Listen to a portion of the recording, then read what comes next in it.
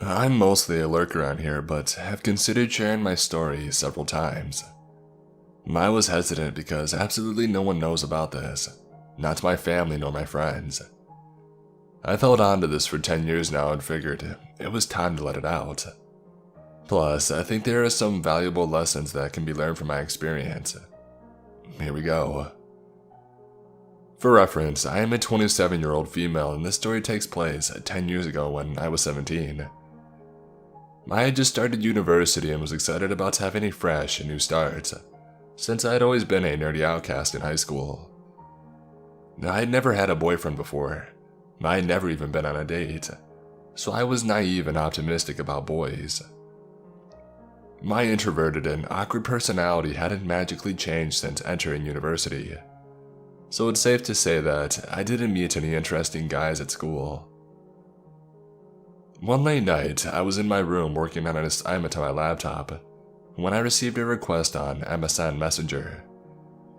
The email address was a boy's name with some numbers.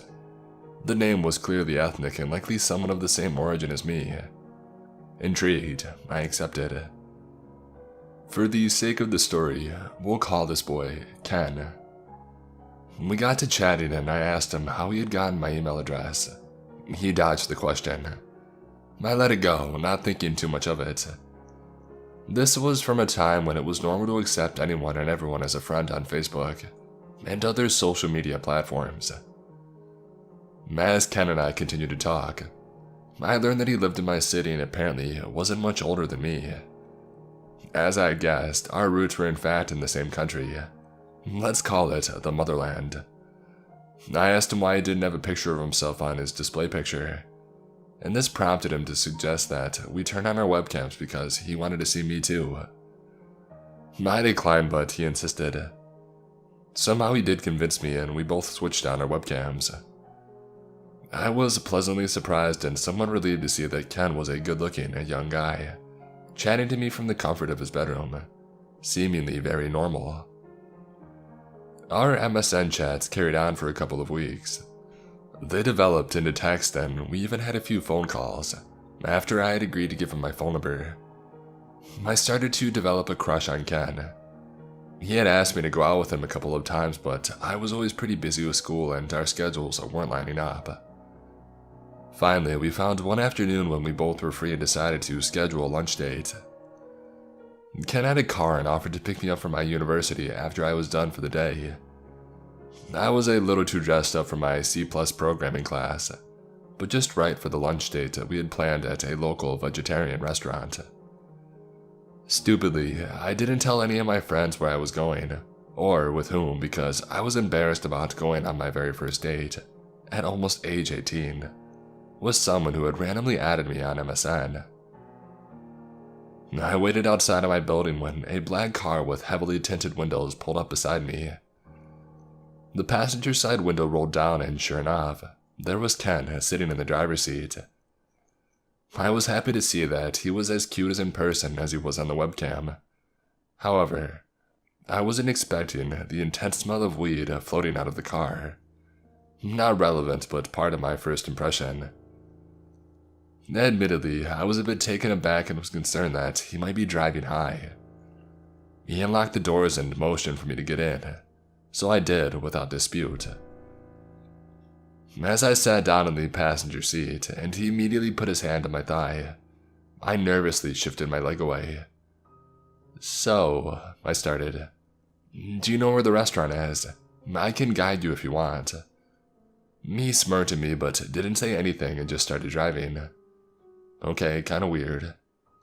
I thought maybe he was just nervous or awkward, both of which I could sympathize with, so I let it be. I was about to try my hand at a little small talk, which I am no good at, when I noticed him heading towards the highway ramp. I started to worry because the restaurant was not far away from my campus, and there was no reason for us to be getting on the highway. You don't need to take the highway. The restaurant is really close by. I can guide you." I tried to keep my voice steady, but I could hear my own nervousness. Ken finally spoke, for the first time since I had gotten into the car. "I thought maybe we could just go to my place instead. We can play Need for Speed and I can make lunch for you. I was 17, on my way to the house of a guy that I had just met for the first time, and I hadn't told anyone where I was going. My mind was racing. I knew that this would be an utterly stupid thing to do. Despite the clear red flags waving in my face, I decided that I didn't want to ruin our first day by rejecting his offer to make me lunch and play Need for Speed together, which I had told him that I liked playing, don't judge me. So like an idiot, I reluctantly agreed to avoid being rude. We made it to his house, and it was apparently his family's home and was situated in a sort of shady neighborhood. We stepped inside and, of course, no one was home except us. It was sparsely furnished and looked unkempt, which struck me as pretty odd for a family home. He informed me that his Xbox was in his bedroom. I hesitated in the doorway, but he sat at the foot of his bed in front of the TV and patted the empty space beside him for me to have a seat. There was literally nowhere else in his room to sit, so I cautiously sat down, keeping as much distance as I could between us. I started to relax as we played Need for Speed, and he made us PB&Js to munch on. I was about to laugh at myself for being overly paranoid, when Ked did something bizarre. He got up onto the bed and sat down directly behind me, his legs on either side of me, an extremely awkward position, and tried to guide my hands on the controller. I started to ask him what he was doing, and as if this wasn't uncomfortable enough, his hands moved from the controller and slid up under my shirt. That's when I really started to panic. I thought he was going to try to grow my chest, but instead, he started squeezing and massaging my belly. I was more than a little chubby back then, freshman 15 and then some, so you can imagine what that might have been like. I dropped the controller in pure shock and quickly stood up, fixing my shirt. I was at a loss for words, and he did nothing but smirk at me and tell me that he liked it. I felt completely disgusted and violated. I had had enough. I lied and told him that I had a group project to work on and that I needed to go. He asked me where I lived so he could drop me off at home. Thankfully, I had the common sense not to tell him, and I asked him to drop me back to school instead, where I would be supposedly meeting my classmates. He obliged. After our very uncomfortable first date, I decided that I didn't want to talk to Ken anymore. I didn't block him on MSN or on my phone, our only two methods of communication, but I rarely responded to his messages and I ignored all of his calls. Once, he messaged me on MSN around 11 p.m., asking me to come over and telling me that he would send a cab to bring me over to his place. Thoroughly annoyed, I responded, "What do you take me for? Why do you even think I would want to do that?" He replied saying, "No sex, I promise." It's just bizarre. I was disgusted and didn't even respond. He continued trying to get in touch with me for months and then suddenly vanished. I figured that he had finally gotten the point. Now, I wish the story ended here, but it doesn't.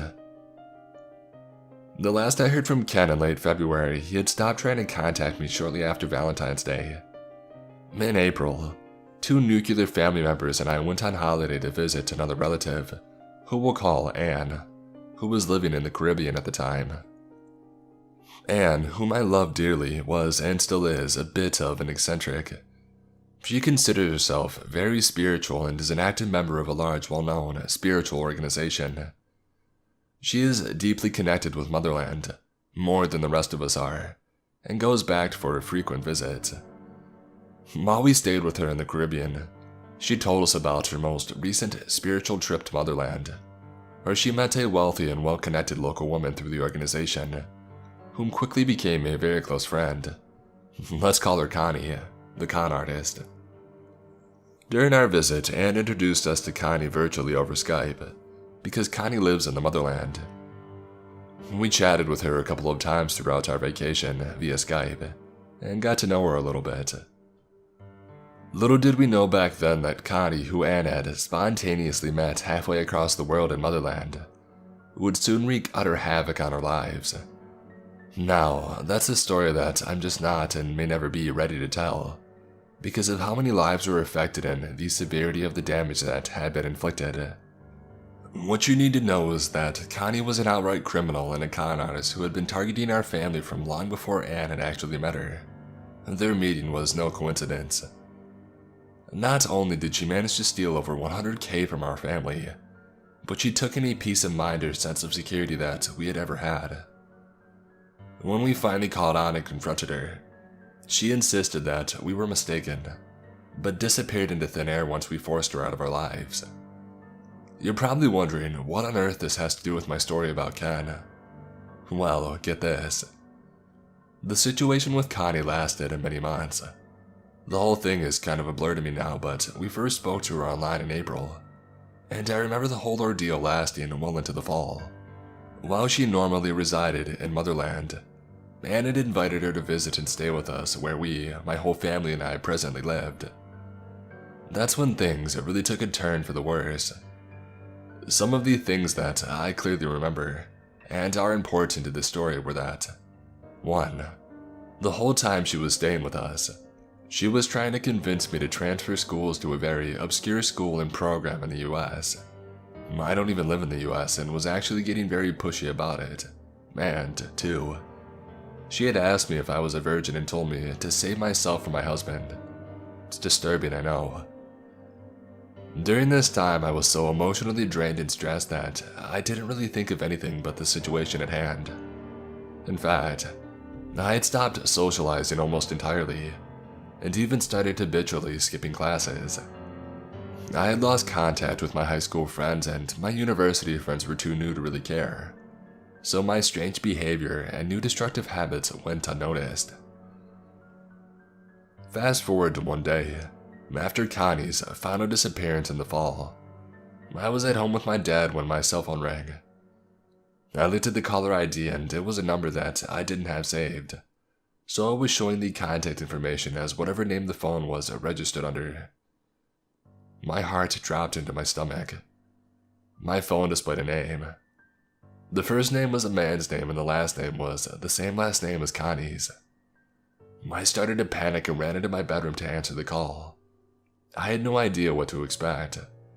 When I picked up the phone, I was greeted by a familiar voice. It was Ken. I honestly thought I was going to puke when I came to a sudden realization that he had been part of this whole sick plot. Of course, I don't have hard evidence to prove that he was connected to Connie, but let me explain. The timing of his appearance and reappearance into my life, the last name, a fairly unique surname, originated from the part of Motherland where Connie is from, and I had never known Ken's last name until then, and the fact that he contacted me out of the blue and I had no idea why or how were all just too bizarre to be a mere coincidence.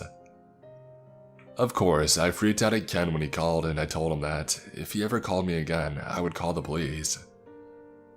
His response was just a weird, dry half laugh, and then he said, "Well, okay then," in the most creepy voice you can think of, and hung up.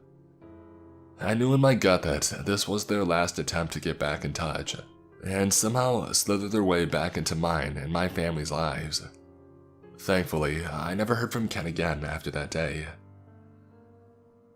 A while after this all ended, I was having a conversation with a family member, who was also closely involved in all of this, about the whole ordeal, and she told me that she had sensed something extremely wrong when Connie was pushing to have me sent off to the US, to that obscure school.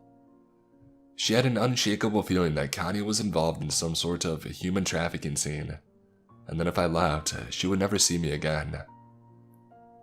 The horrifying pieces came together for me at that time. I was just too damn naive to have seen it before. The memories flooded back to me when I heard that. How Ken had told me, "No sex, I promise," when he invited me over, and how Connie was telling me to remain a virgin. As I said, I had never told a soul about Ken, nor about the weird V-card conversation with Connie. I strongly and firmly believed that Ken had been some sort of player in Connie's game, and was just there to keep me away from guys and prevent me from having a boyfriend. For those who may be wondering, We never called the police on Connie or Ken because nothing illegal happened at face value. It's very hard to explain. I'll also mention that I tried to find Ken online many times after this all ended. I don't know why, but I felt like I wanted to expose him or call him out. And I wasn't able to find even a slither of information on him. Not by the name Ken, nor by the name on the caller ID. It was as if he didn't even exist. Also, I am awful at directions and didn't remember his address or where his house was exactly.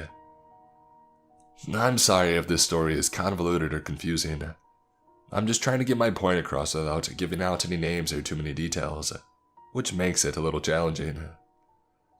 I hope this can serve as a warning to young people to never trust anyone, to do your thorough checks on people, especially those you meet online, and to be very aware and wary of people's intentions.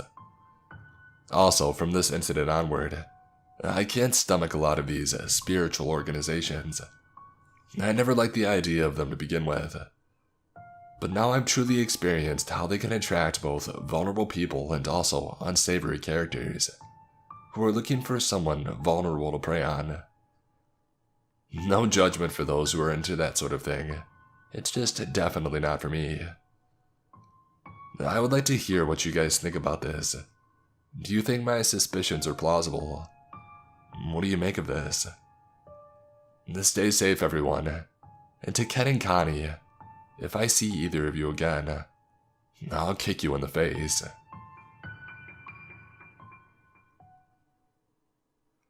So, a long time ago, I had a falling out with a friend who liked to cyber harass people she didn't like. Because I knew this, I took precautions on all my social medias and added the two-step verification, where it would send codes to your cell phone if someone tried to log in or change your password. Seems like a safe step, right? I never thought about it any further until a few days ago. I get an SMS text from a random number that addressed me by my full first name, which freaked me out a little, because the spelling of my first name is pretty uncommon where I'm from. No big deal, maybe it's just an old friend who changed phones. I gave the classic, "Who dis?" back at them, to which I received an even stranger text back. "Oh my goodness, it's you. Are you 18? I have something I want to cash app you." Well, that's weird, I thought. Probably just some scam to hack my cash app. I said again, "Who the heck is this?" and never received a text back from that number. No less than 5 minutes later, I get 3 calls and 2 spam voicemails from a different, unrecognized phone number, and then a text. Pick up the phone with my full first name. That's alarming. I immediately took screenshots and had my boyfriend call from his phone, but no luck. I blocked the number and I hope that was it. Maybe 30 minutes later, I get 5 calls from a new number and a new, even more alarming set of texts. "I am a 40-year-old man and I am in love with you. I will keep trying to reach you until you respond. I won't stop." I immediately blocked the number and called my parents. And then within 2 minutes, he made a new number and texted me again. "Wow, I just want to talk to you for 5 minutes. I'll even pay you. But after that, consider me gone." Again, blocked. I alerted my boss and then the text stopped. After work, I filed a police report and bought a baseball bat and set up some security cameras around my apartment. My first instinct was that it was a guy I recently worked with who had been fired recently for sexual harassment. One of my friend's coworkers who was good with the tech stuff changed his phone number and texted the number pretending to be me on a burner to get some more information about him. It was a bit of a long conversation, but basically this guy wanted me to talk to him on the phone while he pleasured himself. He called me 26 times and got no answer, so he stopped trying, and we assumed that that was the end of it. The next morning, I get a text from a new number online. He was claiming to be one of my friend's fathers. I started to freak out. Both of my parents and my boyfriend were at work, so he sent his mom over to calm me down and stay with me while I was alone in my apartment. He called my phone and she answered, and all he said in this super creepy, raspy voice is, "Please," and then abruptly hung up. I was having a full-blown panic attack at this point, so she called the police department and had an officer come out to update my report. She was still texting the guy while the cop was there, and once she told him law enforcement had been contacted, his whole story changed. He said that he didn't know me or anything about me. He doesn't even live near me and means no physical harm. He's just a lonely guy who got my phone number from Facebook and decided to harass me. I might remember this wrong, but I could have sworn that I had my phone number set to private. But I know that I still had it up there because of the two-step verification. I recently had posted something on Facebook Marketplace, so I'm assuming that's where he found me. I have since deleted that account and changed my phone number, and nothing else has happened.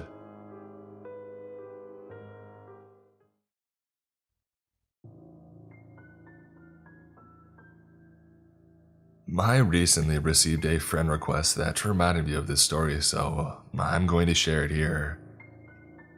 This happened after I went to university, so I was 18.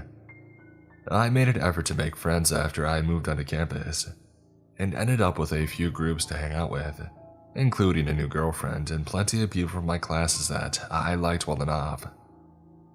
There was one class before lunch where it was traditional for people to go to the cafeteria afterwards to eat in pairs or threes. I wasn't very discerning about who I would have lunch with, because I got on fine with most people from the class, and we were all trying to make an effort to be social. So when one girl, Lily, asked if I wanted to eat lunch together after that class, I didn't have any reason not to go.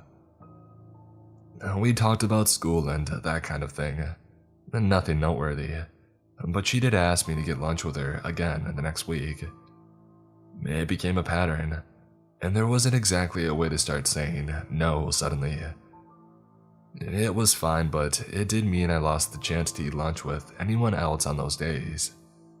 In hindsight, I suppose that was the point. One day in class, I asked someone if I could add them on social media.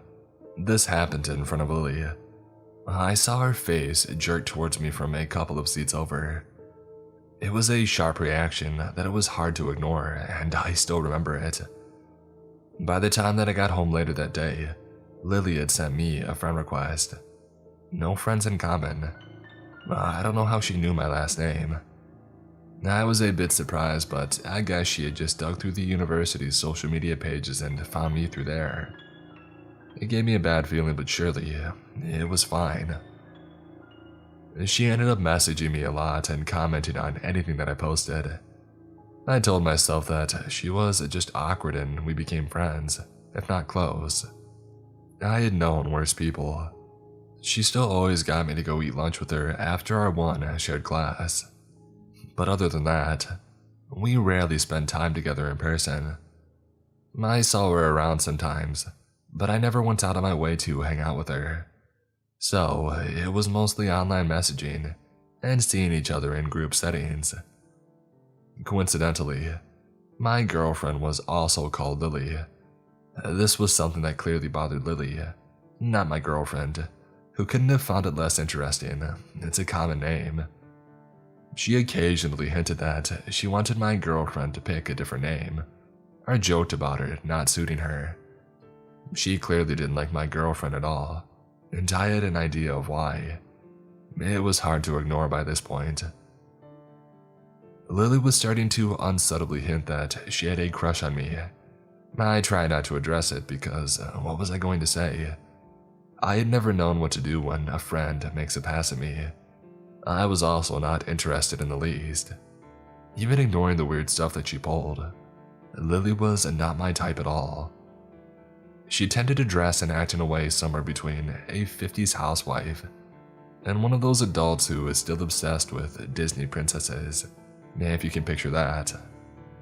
Things took an uncomfortable turn out the day of our last shared class of the year. Instead of asking me to lunch like she usually did, Lily asked if I wanted to go for a walk with her. Again, I didn't exactly know how to refuse, so I said, all right. Our campus was bordered by a large patch of woodland. Lily led me into the woods and the sounds of our fellow students slowly faded away. She sat down on a log and I joined her. She started talking about how she was going to miss me over the summer. I tried agreeing with her, but I didn't want to be there, especially because she seemed almost on the verge of tears. I tried to think of an excuse about having plans with my girlfriend, but before I could leave, Lily chose to kiss me without warning. It was uncomfortable to say the least. I got out of there and was happy to think that I wouldn't see her for a while. I came back to university after the summer, moving into a house with all my friends. Without going off topic, there were some serious issues in my friend group. A lot of petty arguing and worse. I broke up with my girlfriend around the start of that school year as well. And basically the whole mess made me recontextualize things with Lily because it suddenly didn't seem as bad. That said, I didn't want to be alone with her. We talked mostly online. She was still constantly messaging me after all. One upside of everything was that I started dating a boy, and Lily was not pleased to hear that news. I think she had hoped to sneak in after I broke up with my girlfriend, but as I said before, that was never going to happen. There wasn't a big gap between my breakup and this new relationship, so she must have thought that she had missed her chance to be with me. This is where the story gets bad. At this time, I was fairly active on Tumblr. I would occasionally talk about my life and mostly reblogged photos and stuff. I was on there one day when something odd had happened. One of the blogs that I had followed had received an ask with some phrases that I recognized. It took a second to register that it was taken from my About page. That made me freeze. I read the message properly. Someone was asking this completely random person to analyze a section of text from my page, asking for their opinion on the type of person who would write it. I cannot stress how messed up it was to see people talking about me like I was a character in a book that they were trying to study. The reply was basically, "I don't know, sorry." But the important thing was that the question hadn't been anonymous. It had linked to someone's blog. Obviously, I wanted to know who had taken such a bizarre interest in me. As far as I knew, no one in real life other than my boyfriend knew about my page. Well, no prizes for guessing who was behind it. What I found was like a shrine. She was using a fake name, but I recognized Lily all over that thing. It was this cutesy red and pink page. There were a few posts about her interest, but most of the content was focused on her primary interest, me. Most of the posts were about me. There were accounts of things that I had done recently. He told me about such and such, and he went to a nightclub recently, etc., as well as references to things from as far back as I had known her. It was clear that she had been keeping tabs on me, both online and offline, gathering up every scrap of information that she could collect about my life, and was hoarding it here in her collection. This was some straight, deep web stuff. She talked about us eating lunch together and how special our dates had been to her, as if it was anything more than acquaintances getting food after class. She talked about the time she had forcibly kissed me in the woods, but she wrote it as if it had been mutual. She quoted lyrics from my favorite song and talked about how she would always be there for me, no matter who else came into my life. Lots of references to loving me just the way that he is, which answered another mystery about an anonymous love letter I had received earlier that year, with the same wording. It got worse. There were a lot of posts about my boyfriend as well. These weren't so nice. They got vicious, talking about how he didn't deserve me. He didn't know what he had. If she was with me, she would be jealous of anyone else who came near me. So my boyfriend not being a jealous person meant that he didn't love me. It was angry and hateful. I didn't like to think about the sort of person who could write so obsessively, being fixated on me. One thing that didn't make any sense at first was that the blog also made plenty of references to Lily's best friend, Steven. She had never mentioned this person to me. Her post talked a lot about Steven and how great a friend he was, and how much fun they had together, how he looked out for her, and etc. I was trying to work out whether this was an online friend, when one specific post made it all click. She had posted a photo and captioned it with, "Steven sent this to me. He knew that I would like it and I love it," or something like that. The problem was, the photo was taken from my own page. I hadn't sent it to her. She took it from my page and then claimed this fictional best friend of hers had shared it with her, because in her head, she had split me into two people. In her messed up fantasy life, I was both the perfect best friend who was also looking out for her, and her soulmate who was bound to end up with her when I finally got over my sweet and kind boyfriend and all the other easy girls that I hung out with that she had made dozens of posts complaining about. Who was she complaining to? Oh, and Lily had an audience. She had asked open questions about me and her relationship with me, and got messages back from her followers. People who took what she said at face value. I saw a bunch of people agreeing with this stalker that my boyfriend didn't deserve me, and that we were bound to break up soon so I could be with Lily, the person I was clearly supposed to be with. She had this fake, fan-fiction version of my life up for everyone to share their opinion on, and she had made herself out to be the hero of it all. I went maybe a month back into this page's history. I didn't look at everything that was there, it was too much, so I'm not sure how long this had been going on. I sent Lily a message confronting her about the blog. She said nothing. I cannot stress how weird it was to have found pages and pages dedicated to me, with her talking about how she was in love with me and would make sure we ended up together, slamming my boyfriend, and building a fantasy life with two different versions of me in it that she clearly believed to be real, and then acting like it hadn't happened. She said nothing. She didn't address it. She changed the subject, even after I had pushed, and it was like she hadn't even registered what I said. I've never seen anything else like it. She had deleted the page, of course, or at least changed the name, and hid it so I never found it again. It wasn't the end though. I wasn't going to hang out with her anymore, but we were still shoved together in classes and she had started to actually scare me with what she might do next. I'm kind of a paranoid person. Knowing someone was obsessively tracking me for who knows how long, it freaked me out. The next thing she pulled was trying to seduce my boyfriend. It was an absolutely useless attempt that only made him uncomfortable. He told me about it right away. What was her plan there? Did she hope to tell me that he cheated and wait for me to break up with him? Why would I want her after that?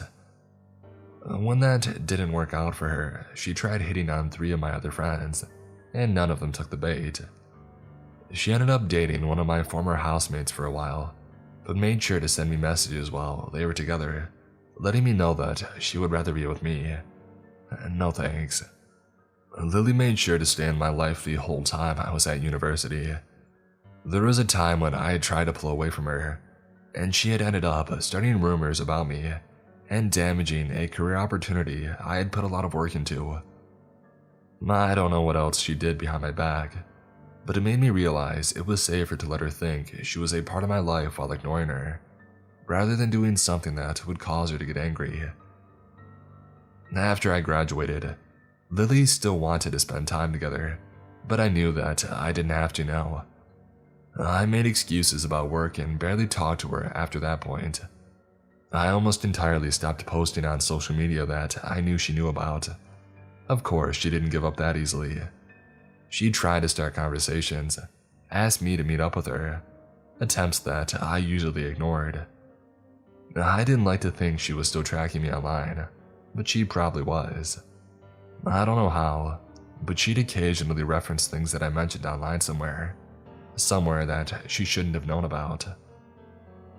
The last time that we had a real conversation, she sent me a message out of nowhere. We hadn't spoken at all in months, and we hadn't talked about anything serious in much longer than that. Thinking about that conversation still makes my skin crawl, but I'll summarize what happened. At first, she asked me some other questions about how long I had known I was gay. I told her some basic stuff, the kind of thing I would tell anyone who asked, but then she changed the subject. She started talking about how I would feel about her if she was a boy, about wanting to be a boy for me. The messages quickly became weird. She went into plenty of detail about fantasies she had of the two of us. Again, we were not friends at this point. We had never been very close, at least not from my perspective, and we had barely spoken for years. I can't imagine sending messages like that to even a close friend, let alone someone who barely knows you. I tried telling her not to pull this crap with me, but she had decided to change tactics. She sent photos of herself, followed by a bunch of messages, maybe 4 or 5 a minute, way too fast for me to reply before the next one had arrived, basically quoting back what I had told her about myself and my past earlier. She was telling me these things as if they had happened to her. She was role-playing as me. The worst part was that she seemed to believe it was real, even when she was quoting me word for word. The things that I had told her only hours before were now her life. It was like she was trying to absorb my history to take it over, to make my life part of her. Yeah, I didn't talk to her again after that. I ignored future attempts she made to talk to me, and I eventually silently deleted her from my inactive social media, which was her only real way of contacting me. I really thought that she might finally move on. A few days ago, she sent me a friend request. It's sitting there unanswered because I know that if I delete it, she'll only send another one. Lily and I met nearly 12 years ago. This story is just the highlights, and even then, it's only the stuff that I know about for sure. A lot happened behind my back, I know it did. I grew up with parents who were reasonable, loving people, but who were also more than a little paranoid when it came to the internet. Anything that allowed anonymous communication in any form was banned point blank from the household. Even Club Penguin wasn't allowed because you could chat in it. Naturally, when I got my first laptop at 12, it was a piece of crap. I only got it because of homework. The first thing I did was start trying to talk to people online. I wasn't going in chat rooms or anything because my parents' warnings still resonated with me, but I wasn't avoiding contact either. I ended up making a DeviantArt account. I know, cringe, where I didn't do much posting as I lack artistic talent. In spite of this, however, I was contacted via private message by a guy who I'll call Joker, because his profile picture was of the Joker. That should have been a warning sign in and of itself, honestly. Joker just started talking to me out of the blue.